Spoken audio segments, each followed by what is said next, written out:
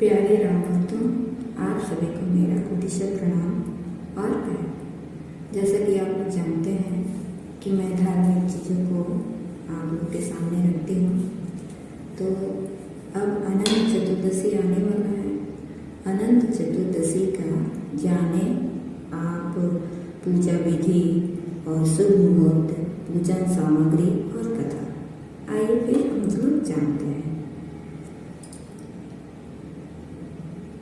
अनंत चतुर्दशी भाद्रपद मास की शुक्ल पक्ष चतुर्दशी तिथि है। इस दिन को अनंत चतुर्दशी कहा जाता है। इसे अनंत 14 के नाम से भी जाना जाता है। इस दिन श्री हरि नारायण भगवान विष्णु की पूजा करने का विधान है। इनके साथ ही इसी दिन गणपति विसर्जन भी की जाती है। सनातन धर्म में भाद्रपद के शुक्ल पक्ष की चतुर्थी तिथि का विशेष महत्व है।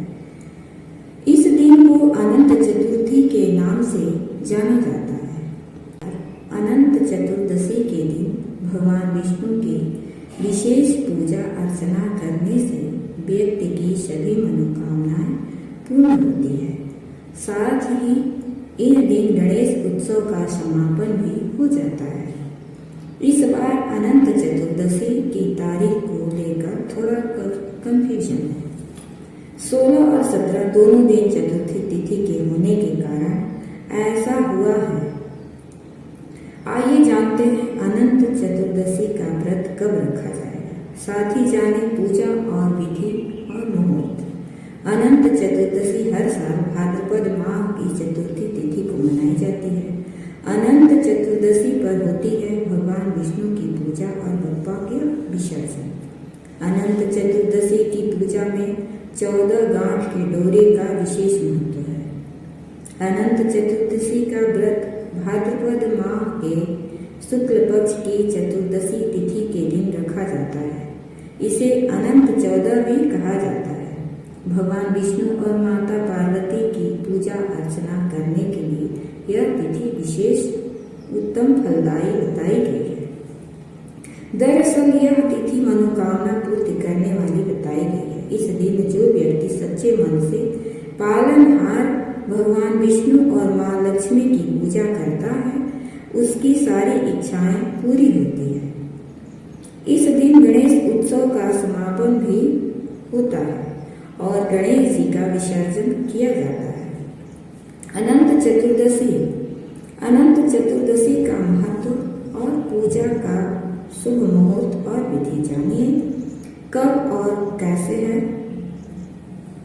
अनंत चतुर्दशी का तिथि का आरंभ 16 सितंबर को दिन में 3:11 पर और दोपहर बाद आरंभ होगा। वहीं 17 सितंबर को सुबह 11:45 पर चतुर्दशी तिथि समाप्त हो जाएगी। शास्त्र विधान के अनुसार उदय काल व्यापक तिथि मानी होती है। इसलिए अनंत चतुर्दशी का व्रत 17 सितंबर को सुबह रखा जाएगा। इसी दिन गणेश जी का विसर्जन भी किया जाएगा। अनंत चतुर्दशी पूजा का शुभ मुहूर्त लाभ चौघड़िया सुबह 10:43 से 12:15 तक। इस अवधि में आप पूजा कर सकते हैं। अनंत चतुर्दशी पूजा विधि।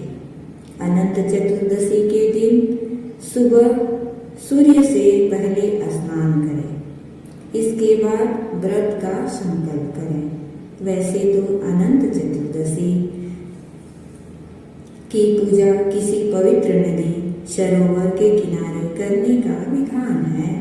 यदि आप किसी पवित्र नदी पर जा सकते हैं तो ठीक है, वरना आप चाहें तो अपने घर के मंदिर में भी पूजा अर्चना कर सकते हैं।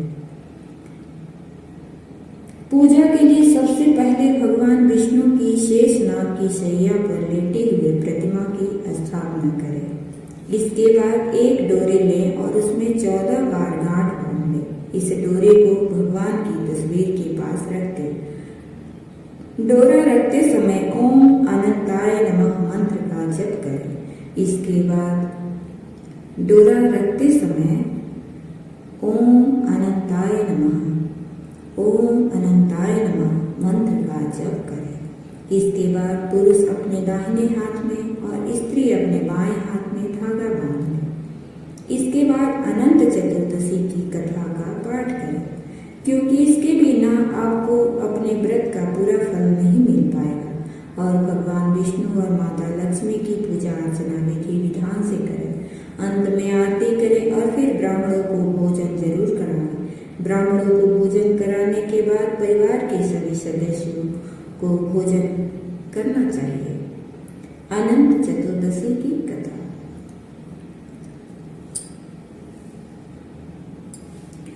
अनंत चतुर्दशी की कथा। आइए हम लोग आज अनंत चतुर्दशी की कथा सुनते हैं। प्राचीन काल में एक वशिष्ठ गोत्रीय मुनि सुमंतु थे। उनकी पुत्री का नाम शीला था। पुत्री का गुण उनके नाम के अनुरूप ही था।